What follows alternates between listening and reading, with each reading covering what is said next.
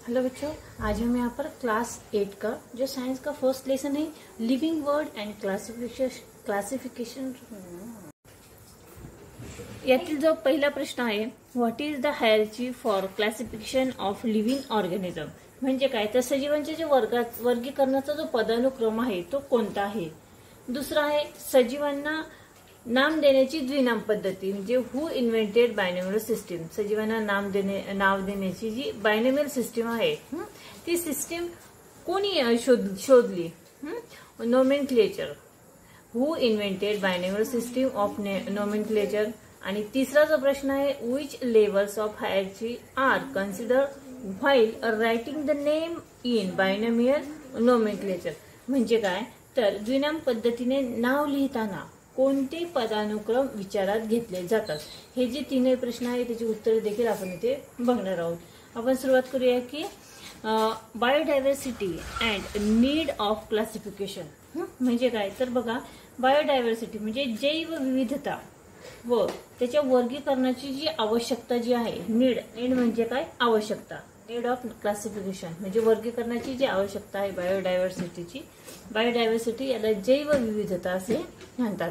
तर ही आवश्यकता काय आहे, तर बघा, last year we learn that all the living organism on earth have adapted according to geographic region, food ingestion and defence etcetera.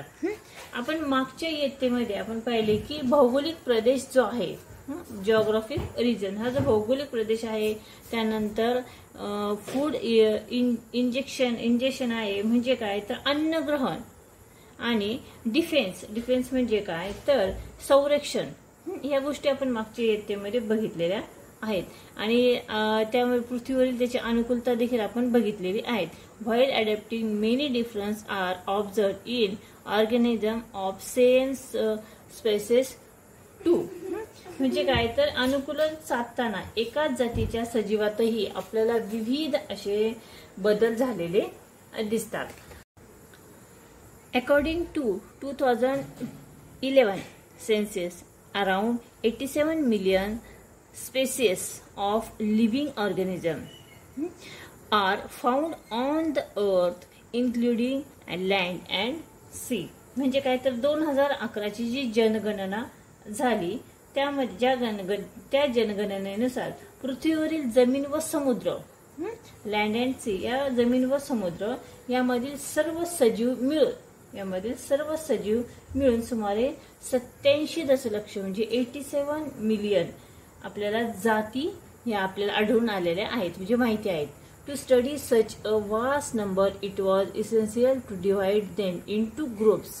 म्हणजे काय, तर बघा, एवढ्या प्रचंड संख्येने असणाऱ्या सजीवांचा अभ्यास करण्यासाठी त्यांची कशात विभागणी केलेली आहे, गटामध्ये विभागणी केली आहे. So subgroups we are created considering the similarities and difference among the living organism.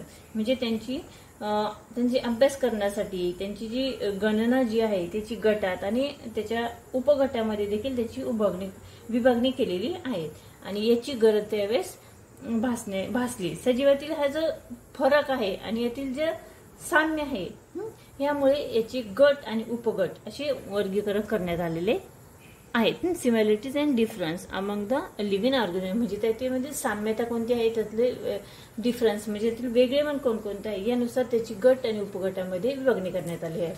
This process of dividing living organism into groups and sub groups is called biological classification.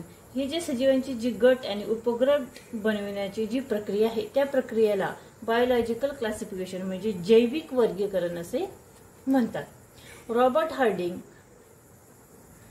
व्हिटाकर 1920 and 1980 was an American ecologist. हे जे Robert Harding व्हिटाकर नावाचे जे शास्त्रज्ञ आहेत ते अमेरिकेचे शास्त्रज्ञ आहेत आणि त्यांनी was American इकॉलॉजिस्ट in 1969 he divided living organism into 5 groups. आणि यांनी बघा 1969 म्हणजे 1969 मध्ये सजीवांची 5 गटामध्ये विभागणी केलेली आहे, 5 groups. For the classification Whittaker consider following criteria म्हणजे त्यांनी जी वर्गीकरणाची जी पद्धत मांडलेली आहे त्यामध्ये त्याने 5 गट केलेले आहे. तर त्यामध्ये पहिला जे आहे बघा, कॉम्प्लेक्सिटी ऑफ सेल स्ट्रक्चर म्हणजे काय, ती पेशींची जटिलता जी आहे. कॉम्प्लेक्सिटी म्हणजे काय, सेल स्ट्रक्चर म्हणजे पेशींची जी जटिलता आहे. कॉम्प्लेक्स म्हणजे जटिल आणि सेल स्ट्रक्चर म्हणजे सेल म्हणजे पेशी, पेशींची जी रचना आहे त्याचं जे कॉम्प्लेक्सिटी म्हणजे स्ट्रक्चर जे आहे, जटिलता जी आहे ती त्यांनी सांगितलेली आहे. प्रोकॅरियोटिक अँड युकॅरियोटिक हे जे आहे 2 आदिकेंद्रिकी आणि दृश्य केंद्रिकी. दुसरा जो त्यांनी प्रकार जो सांगितला आहे तो आहे कॉम्प्लेक्सिटी ऑफ ऑर्गॅनिझम म्हणजे काय, सजीवांचा प्रकार किंवा सजीवांमध्ये त्याची असलेली जटिलता. त्यामध्ये युनिसेल्युलर अँड मल्टीसेल्युलर. तिसरा जो आहे मोड ऑफ न्यूट्रिशन, त्यामध्ये प्लांट्स, ऑटोट्रॉफिक, फोटोसिंथेसिस, फंगी, त्यानंतर saprophytic, absorption for dead organism, animals, heterotrophic and ingestive म्हणजे काय, तर बघा त्यांनी पोषणाचा जो प्रकार सांगितलेला आहे. मोड ऑफ न्यूट्रिशन म्हणजे पोषणाचा प्रकार आहे. त्यामध्ये प्लांट्स म्हणजे वनस्पतींमध्ये काही स्वयंपोषी आहेत. ऑटोट्रॉफिक अँड फोटोसिंथेसिस म्हणजे स्वतःचं अन्न स्वतः तयार करणारे, प्रकाश संश्लेषण. नंतर फंगी म्हणजे काय, तर बुरशी, स्पायरोस्टिक, ॲब्झॉर्प्शन. त्यानंतर कवके म्हणतो आपण त्याला फंगी. आणि ॲनिमल्समध्ये काय आहे तर हेट्रॉपिक अँड इंजेस्टिव्ह म्हणजे काय, परपोषी आणि परपोषी भक्षण, प्राण्यांमध्ये परपोषी भक्षण. ठीक आहे. 4 नंबरचं जो सांगितलं आहे त्याने लाईफस्टाईल सांगितलेलं आहे. लाईफस्टाईल म्हणजे काय, जीवन पद्धती. त्यामध्ये प्लांट्स, प्रोड्युसर्स, नंतर ॲनिमल्स, कन्झ्युमर्स, नंतर फंगी, डिकन्झ्युमर्स म्हणजे काय बघा, उत्पादक म्हणजे प्लांट्स, प्रोडक्शन, भक्षक, प्राणी भक्षक, विघटक, कवके अशा पद्धतीने जीवन पद्धती सांगितली आहे. आणि 5 नंबरचा जो आहे तो आहे सायकोलॉजिस्टिक रिलेशनशिप म्हणजे वर्गानुक्रमानुसार वंशिक संबंधी वर्गानुवंशिक संबंध. ठीक आहे, सायकोलॉजिस्टिक रिलेशनशिप असं त्याला म्हणतात. त्यामध्ये आदिकेंद्रिक आणि दृश्य केंद्रिक, प्रोकॅरियोटिक आणि युकॅरियोटिक सेल, युनिसेल्युलर आणि मल्टीसेल्युलर म्हणजे एकपेशीय आणि बहुपेशीय अशी यांनी रॉबर्ट हार्डिंग विटाकर यांनी असे 5 पद्धतीने वर्गीकरण केलेले आहे. आणि त्याचा चार्ट देखील इथे दाखवलेला आहे बघा. Living organism, prokaryotic, युकॅरियोटिक.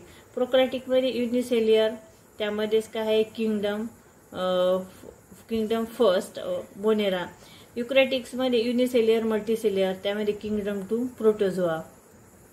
आणि इथे मल्टीसेल्युलरमध्ये पण आपल्याला 3 पॉईंट सांगितले आहे. किंगडम 3 मध्ये फंगी, किंगडम 4 मध्ये प्लॅन्टियर आणि किंगडम 5 मध्ये ॲनिमिया.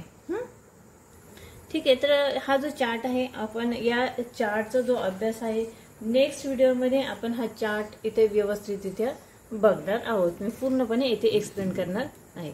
तर आजचा जो व्हिडिओ आहे जो आपण आज बघितलेला आहे part 1 living world and classification microbes, त्यामधील बायोडायव्हर्सिटी अँड नीड्स क्लासिफिकेशन हा पॉईंट आणि त्यानंतर आपण रॉबर्ट हार्डिंग विटाकरची जी क्लासिफिकेशनची जी पद्धत आहे ते 5 ग्रुप्स त्यांनी केलेले आहेत ते आपण इथे बघितलेले आहेत.